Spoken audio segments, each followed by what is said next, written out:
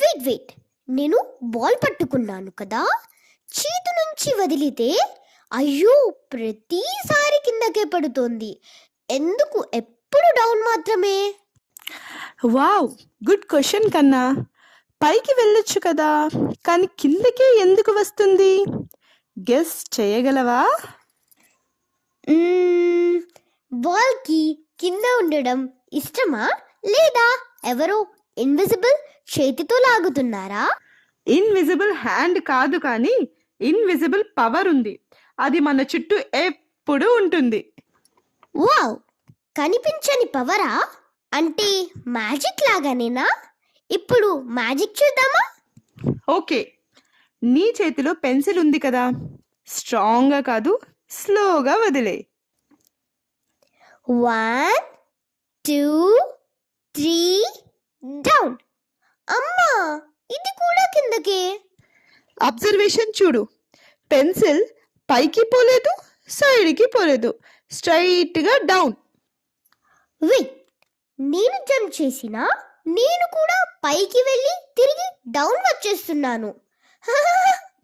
Exactly. నువ్వైనా, ball అయినా, pencil అయినా అన్నీ సేమ్ రూలే. అయితే ఈ రూల్కి పేరుందా అమ్మా, లేదా సీక్రెట్ రూలా? ఉంది. ఈ ఇన్విజిబుల్ పేరే గ్రావిటీ. గ్రావిటీ అంటే ఎర్త్ ఏదో పని చేస్తున్నట్టేనా? అది మనల్ని పిలుస్తుందా? ఎస్, అర్త్ అన్నిటినీ తన దగ్గరకు లాగుతుంది, అందుకే అన్నీ డౌన్. లాగుతుందంటే రోప్ ఉందా, లేదా చేతితో పట్టుకుందా?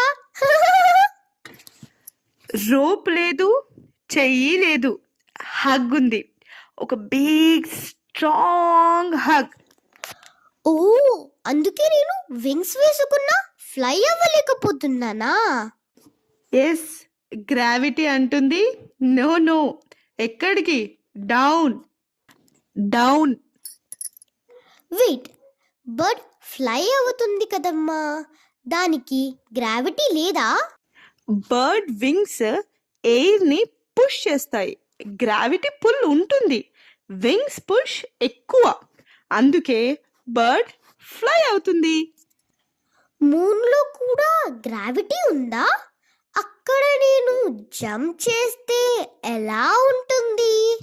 మూన్ చిన్నది, అందుకే గ్రావిటీ లైట్గా ఉంటుంది.